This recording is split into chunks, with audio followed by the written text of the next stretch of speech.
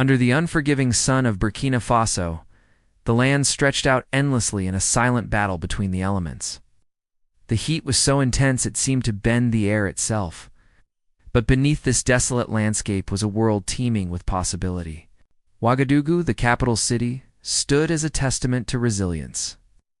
The city hummed with the pulse of life, a mixture of children playing in the streets and the hum of motorbikes rushing past. And yet, amidst the rhythm of everyday life, a storm of another kind was Burundi's storm that could decide the future of this land and the entire African continent. It was 2025, and the world was at a pivotal crossroads. Nations had to decide whether to cling to the past or to step boldly into a sustainable future. For Burkina Faso, one of the world's poorest countries, this decision was life-altering. The weight of this moment was not just about power plants and profits. It was about the survival of the land itself. The nation was facing a choice: accept billions in investment from foreign coal companies, or stand firm and fight for renewable energy, an idea still considered naive and overly ambitious by many. At the heart of this crisis was Ibrahim Traoré, president of Burkina Faso. A man in his mid-40s, Ibrahim's face told the story of his life. His eyes, sharp yet weary, carried the burdens of war and the dreams of his people.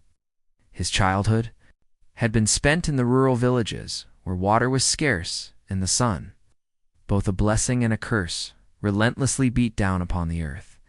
He knew the land, the soil, the sun. He knew its potential. When the proposal for a coal-powered energy project was brought to him, it came with all the trappings of modernity. The billions of dollars promised could change the course of Burkina Faso's future. The financial experts and foreign consultants painted a picture of prosperity, new infrastructure, jobs, and economic growth. But Ibrahim wasn't convinced. His mind wandered not to the immediate benefits but to the long-term costs. How could a coal plant, with its choking smoke and poisoned air, truly help the people of his land? What followed was not a simple decision. It was a struggle against temptation. To turn down the coal plants would be to face the wrath of the international community, the voices of corporate giants who saw only profit in the rich natural resources of Africa. To accept would be to betray everything he had come to believe about Africa's future. In the end, Ibrahim Traoré stood firm. He rejected the coal plants, turning down billions of dollars. He made a statement not just for his country, but for the future of Africa as a whole. His decision wasn't just about energy. It was about dignity, about refusing to let Africa become another casualty of the global scramble for resources. Rejection sent shockwaves around the world, but the response within his own government was even more intense. Ministers who had once supported him began to waver. The country's finance minister, a man who had fought tirelessly for economic reform, was the first to voice his discontent. "This is madness, Ibrahim," he shouted, his voice rising with a mixture of fear and disbelief. "You're throwing away our future for an ideal?" Yet Ibrahim stood his ground. "The future is not just about survival today, it's about the tomorrow we leave for our children." The pressure from the outside world grew heavier with each passing day. Emails, phone calls, and even threats from the foreign corporations followed.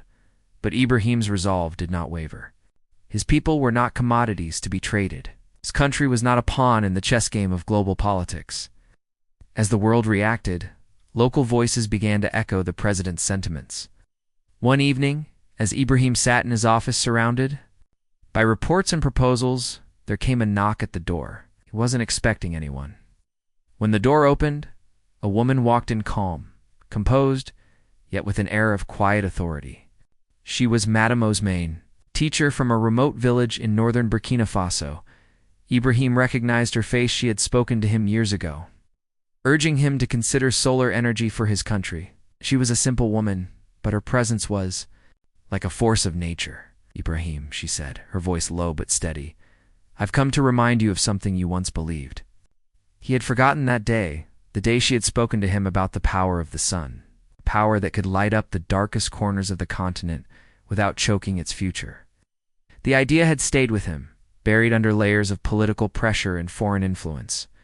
But now, standing before him, Madame Ousmane reminded him of his vision not just for Burkina Faso, but for Africa's future.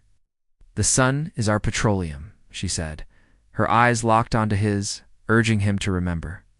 "It is our future, and it can't be bought by the foreign corporations. If we choose coal, we'll be giving away everything for a temporary gain. But if we choose solar, we'll be giving our people the future they deserve."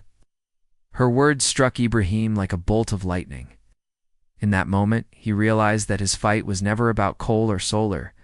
It was about his country's soul. He knew what he had to do. Making that decision was not without its challenges. The following days were a whirlwind of political maneuvering, foreign governments pressuring him to reverse his decision. But Ibrahim stayed resolute, refusing to be swayed by the promises of wealth and power. The twist came when a delegation from the European Union visited Ouagadougou, offering even greater incentives, an entire infrastructure package, free technology for solar grids, and even promises of trade deals. But there was one condition: accept coal. In a moment of quiet rebellion, Ibrahim made a bold move. He invited not just the European diplomats, but the local leaders, the villagers, and anyone who could hear him. On the eve of a critical summit, Ibrahim stood before the gathered crowd and spoke. His words were not polished or rehearsed. They were raw, heartfelt, and undeniable. "Here is the truth," he said. "We've been told we need coal to survive. We've been told that this is the only way forward. But I see another path, one where our children can breathe clean air, where we do not trade our future for the promises of the past. We stand at a crossroads, but we are not powerless. We have the sun." The room fell silent. The weight of his words hung in the air like a thick fog. Ibrahim's eyes were filled with determination, but there was something else, something new: hope. He wasn't just leading a nation, he was inspiring a continent. The next day, Burkina Faso rejected the coal plants. Ibrahim's decision was a turning point not just for his country, but for all of Africa. The international community was stunned. But Ibrahim's quiet defiance had sparked something within the African people. Realization that their future didn't have to be shaped by foreign powers. They could shape it themselves. As the years passed, Burkina Faso became a leader in renewable energy. Solar fields stretched across the land, providing clean energy not just for Burkina Faso, but for neighboring countries. Ibrahim Traoré's name became synonymous with hope, with courage. With a new vision for Africa, his decision to reject the coal plants had set the stage for an energy revolution, one powered by the very sun that had once scorched the land. As the sun dipped beneath the horizon in Ouagadougou, Ibrahim stood silently, watching the golden light bathe the earth. He knew that the fight was far from over, but for the first time, he could see the dawn of a new era future where Africa would stand strong, independent and free from the chains of foreign exploitation. And in that quiet moment, with the sun setting over the land he had saved, Ibrahim Traoré knew that the future was in safe hands. The world would see Africa not as a resource to be exploited, but as a land of opportunity, resilience, and untapped potential. If this story touched your heart, consider subscribing for more inspiring tales of hope, healing, and unexpected kindness. Hit the like button and share this with someone who needs it today.